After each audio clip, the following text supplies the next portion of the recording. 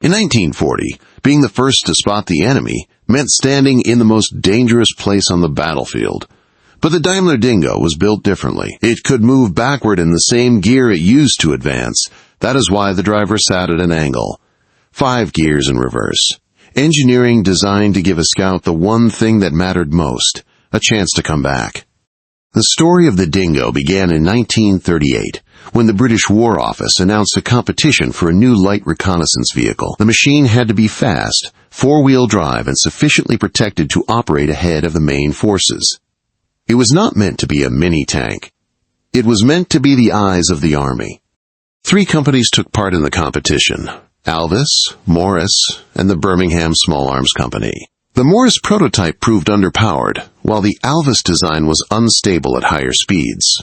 The best overall balance came from the project developed by Birmingham Small Arms. In May 1939, the first 172 vehicles were ordered under the designation Car Scout Mark I. Serial production was assigned to Daimler, which was part of the Birmingham Small Arms Group. From that point on, the vehicle became known as the Daimler Scout Car, and the nickname Dingo, originally used by Alvis, eventually became permanently associated with it.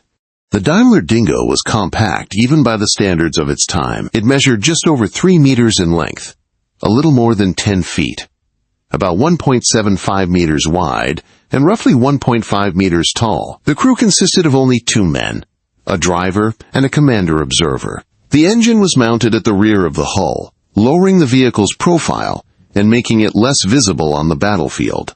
With a combat weight of around 3 tons, it could reach speeds of approximately 88 to 89 kilometers per hour, or about 55 miles per hour, with a range of about 320 kilometers. Under the hood was a 2.5-liter inline 6-cylinder petrol engine, producing around 55 horsepower.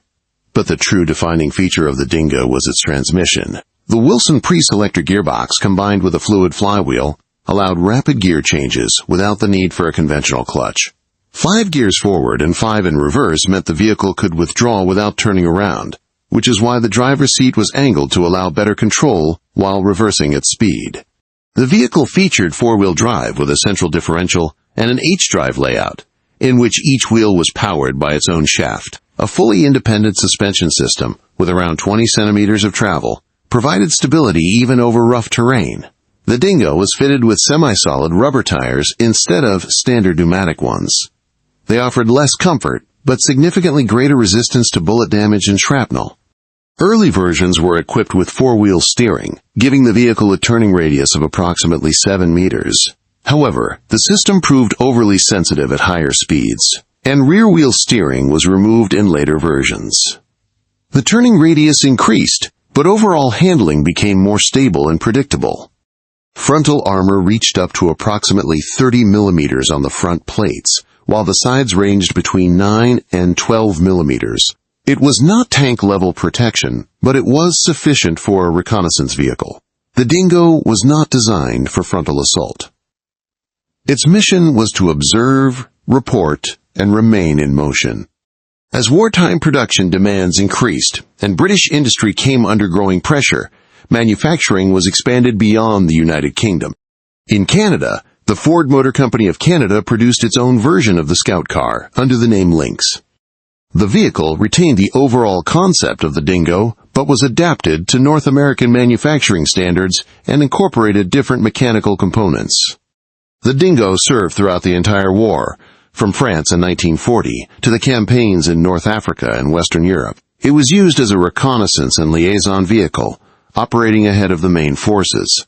Its compact size, speed, and reliability made it effective in a wide range of conditions, from open desert terrain to the narrow roads of Europe. Some vehicles were captured by German forces and put into service under their own designation, further demonstrating the practical value of the design. The Daimler Dingo was not the most powerful vehicle of the Second World War. It did not carry a large-caliber gun, nor was it designed to break through defensive lines. But in its intended role, it proved remarkably effective. Its basic design remained largely unchanged throughout the war, a clear indication of how successful the original concept was. The Dingo remained in service until the 1960s. A total of 626 vehicles were produced, serving on multiple fronts. Its successor, the Ferret armored car, carried forward the core principles established by its predecessor. Compact size, mobility, and thoughtful engineering continued to define British reconnaissance vehicles. The Dingo demonstrated a simple truth. In reconnaissance, what matters most is not firepower, but the ability to see first and return safely.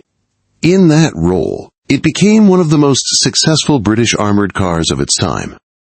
If you are interested in stories about engineering solutions that shaped history, consider supporting the channel and subscribing. There are many more vehicles ahead that changed the course of warfare.